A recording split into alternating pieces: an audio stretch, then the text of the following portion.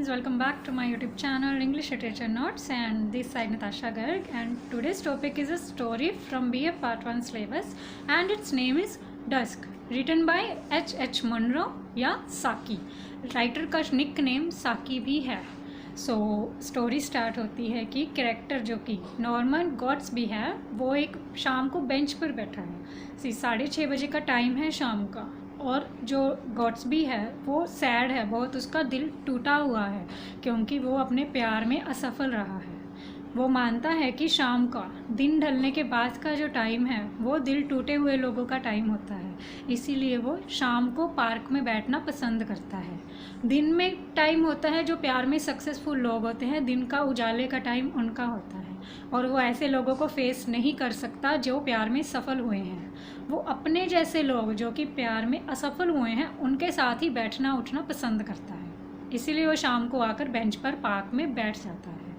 6:30 बजे का टाइम है, वो अकेला पार्क में बेंच पर बैठा है और उसके साथ आकर एक बूढ़ा आदमी बैठ जाता है जो कि फेस से काफ़ी उदास लग रहा है. दोनों में कोई बातचीत नहीं होती है. बूढ़ा आदमी वहाँ से उठ के चला जाता है तो उसकी जगह जल्दी से एक नौजवान लड़का आकर बैठ जाता है. वो देखने में बहुत चिड़चिड़ा सा लग रहा था और बेचैनी भरा लग रहा था, और उसने पता नहीं किसको गाली दी, बस गाली देकर आकर बैठ गया. तो गॉट्सबी सोच रहा होता है कि ये गाली क्यों दे रहा है.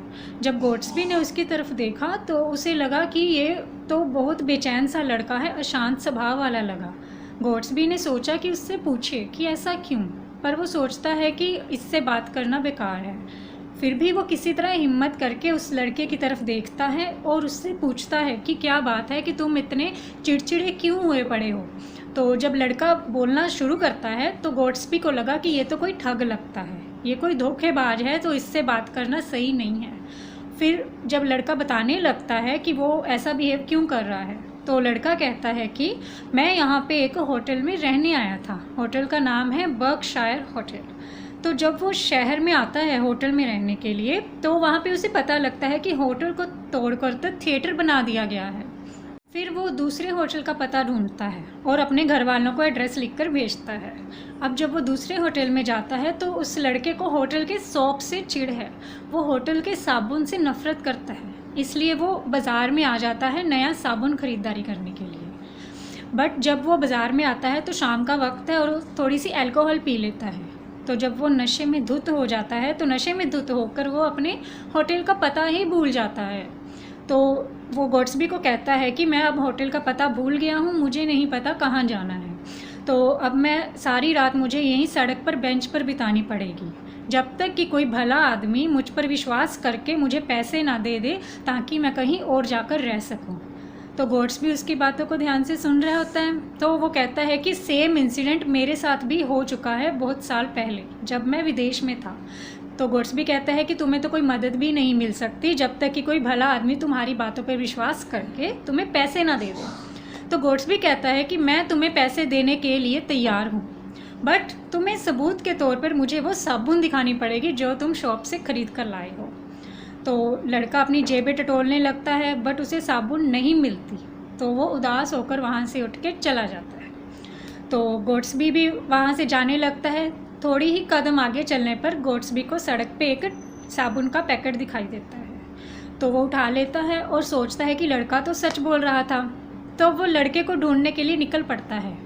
काफ़ी देर ढूंढने के बाद उसको वो लड़का सड़क के किनारे गाड़ियों के पास खड़ा दिखाई देता है. तो वो लड़के के पास जाता है और उससे माफ़ी मांगता है कि मैंने तुम पर विश्वास नहीं किया, और लड़के से पूछता है कि जितने पैसे उसे चाहिए वो उतनी की मदद करने को उसे तैयार है. तो वो लड़के को काफ़ी पैसे दे देता है ताकि वो अपनी कहीं पे जाके रात बिता सके. तो लड़का वहाँ से चला जाता है और गॉट्सबी वापस अपने बेंच के पास बैठने के लिए आ जाता है. जब वो वापस बेंच के पास आता है तो देखता है वही बूढ़ा आदमी जो कि स्टोरी के स्टार्टिंग में उसके साथ बैठा था वहाँ भी कुछ ढूंढ रहा है. गॉट्सबी उसको पूछता है कि आप क्या ढूंढ रहे हो. तो वो बूढ़ा आदमी बोलता है कि मेरी साबुन की टिकिया कहीं पे खो गई है, मैं वो ढूंढ रहा हूँ. तो गॉट्सबी गहरी सोच में चला जाता है कि ये उसने क्या कर दिया. So moral of the story ये है कि आदमी को परखने की समझ होनी चाहिए कि लोग जैसे दिखते हैं वैसे होते नहीं हैं। हम जिस पर विश्वास कर लेते हैं वो अंदर से कुछ और भी हो सकते हैं। सो गॉड्स भी खुद को कोसता है कि क्यों उसने लड़के का विश्वास किया और क्यों अपनी समझदारी नहीं यूज़ की। सो this is the end of the story. So hope you guys like this story, and thank you so much for watching. Next story would be coming in next video. Thank you so much.